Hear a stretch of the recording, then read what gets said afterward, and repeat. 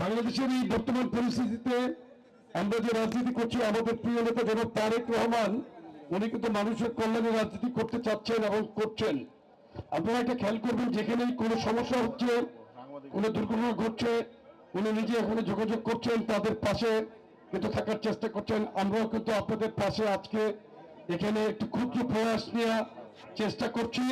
এখানে আপনাদের জন্য আমি নিজে, আপনারা যারা সামনে আছেন দয়া করে যদি একটু সরে যান, আমি নিচে গিয়ে সবার হাতে জিনিসটা দেওয়ার চেষ্টা করব নামাজের আগ পর্যন্ত ইনশাল্লাহ। আপনাদের সকলকে ধন্যবাদ। পরিশেষে আপনারা জিয়া পরিবারের জন্য দোয়া করবেন। আমাদের প্রিয় নেত্রী জনাব, আমাদের প্রিয় নেত্রী বেগম খালেদা জিয়া অসুস্থ অবস্থায় আজকে বাইরে চিকিৎসা নিচ্ছেন, ওনার জন্য দোয়া করবেন।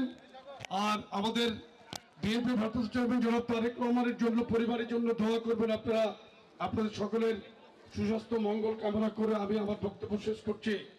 আগামী দিনে বিএনপি রাষ্ট্র ক্ষমতায় ইনশাল্লাহ জনগণের ভোটে আল্লাহর হুকুমে নির্বাচিত হয়ে যখন রাষ্ট্র ক্ষমতা আসবে, আমি বিশ্বাস করি বাংলাদেশের এই যেই পরিস্থিতি চলছে এরকম হবে না। বাংলাদেশে আমি আপনাদেরকে গ্যারান্টি দিতে চাই, বিএনপি রাষ্ট্র ক্ষমতা আসলে আল্লাহর হুকুমে জনাব তারেক রহমান উনি প্রধানমন্ত্রীত্বের দায়িত্ব নিলে যদি কোনো অন্যায় করে কেউ পার পায় তখন আপনারা আমাকে ডাকবেন, কোনো অন্যায়কে উনি প্রশ্রয় দিবেন না। আমি আপনাদেরকে এটা গ্যারান্টি দিয়ে বলতে চাই, কোনো ধরনের বিশৃঙ্খলা করে কেউ পার পাবে না, কোনো অন্যায়কারী পার পাবে না ইনশাল্লাহ।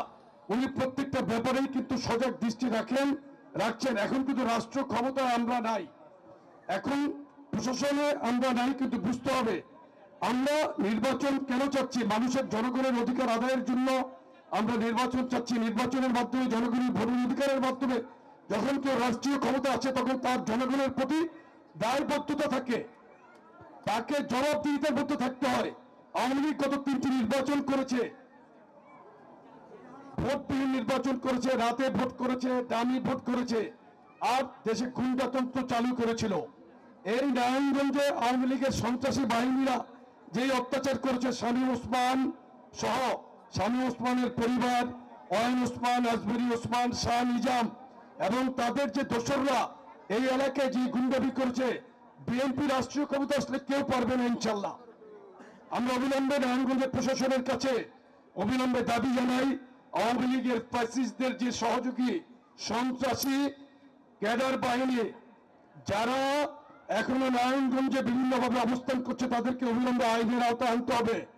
এবং আমি আমাদের দলের প্রতি বিশেষভাবে কঠোর নির্দেশনা দিচ্ছি, কোন অবস্থাতেই কোন আওয়ামী লীগের অনুপ্রবেশকারীকে কেউ যদি সুযোগ দেয়, আওয়ামী লীগের, যুবলীগের, ছাত্রলীগের কাউকে কেউ যদি কোনো প্রকার সুযোগ দেয় কোথাও, যে চিহ্নিত হবে সেই কিন্তু পানিশমেন্টের আওতায় আসবে। কিন্তু এটার কিন্তু কোনো ক্ষমা নেই। কেউ যদি গোপনে অন্যায়ভাবে ফ্যাসিস্টদের সহযোগিতা করতে চায় তারা অবশ্যই চিহ্নিত হলে আমরা ব্যবস্থা নিব। আর জনগণের কষ্ট হয় এমন কোনো কাজ করা যাবে না।